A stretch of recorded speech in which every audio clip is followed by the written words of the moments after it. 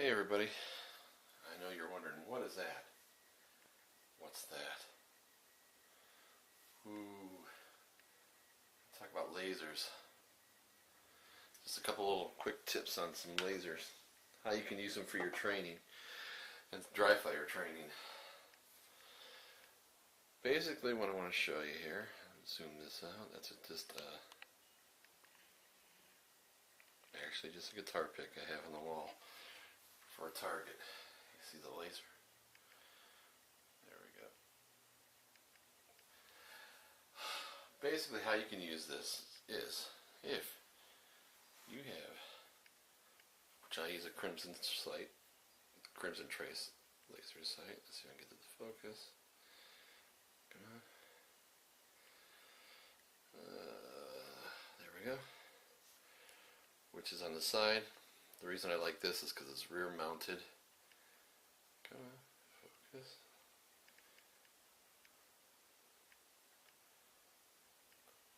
Alright. Yeah, come on. Having a hard time getting this thing to focus today.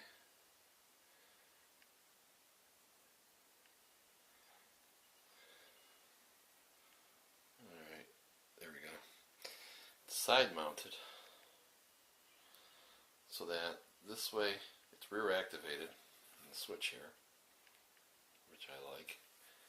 And then this way you're not always projecting a beam out. You can always block the beam so somebody can't see that if need be, and then let the beam go as you need it to be. But this is just a little tip on how you can use the laser, even if you're not a fan of the laser, for dry fire practice. Yeah, we're clean and safety checked and all that. But what you can do here is, let's see if I can do this,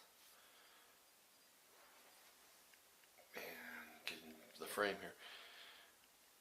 While you're dry firing practice, you can put a small dot or something on the wall, and as you shoot, if you see this or this or something happening when you pull the trigger, it's a good indication that you're having an issue with your trigger pull. So you can put this light on, and what's nice about it is you can practice both hands. Here's your, like my right hand, you can see even when I just put it on the dot there, you know, with both hands I'm much steadier than I am with just my right hand. You can see it bouncing around a little bit more, and you'll be able to see if I pulled. So also, if you practice with your offhand, it's great, because this one you may not practice with as much, and you can see even right there in that particular one, you can see it bounce a little bit more obviously with my left hand than I do with my right. See it pull down to the right there just a tad, because my trigger pull is being pulled from this direction instead of, so it's pulling my gun a little bit to the right. So the laser's indicating it, and then when I pull the trigger, boom, a little to the right. And same thing with obviously if you're right-handed, trigger pull, if you're off a little bit, it's going to go down, especially if you're anticipating the shot. You'll see it drop to the left or to the right, and you can see obviously with both hands, you know, pretty steady. So that's just a quick little tip on how you can use a laser for everyday dry fire practice and training with your left, right, or both hands, and get a little bit of a feedback on that. Now I kept this a little bit low. The light's pretty low, just so you can see the laser better. So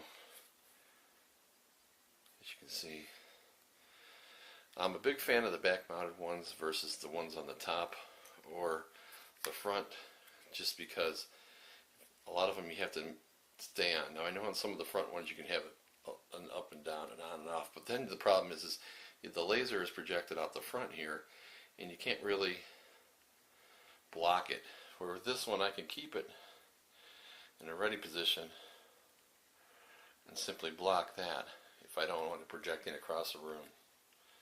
So just a little laser tricks and tips from Concealed Tactics. Thought I'd give you a little bit of that and show you my guitar pick. Alright, you guys have a good day. Talk to you later. Bye.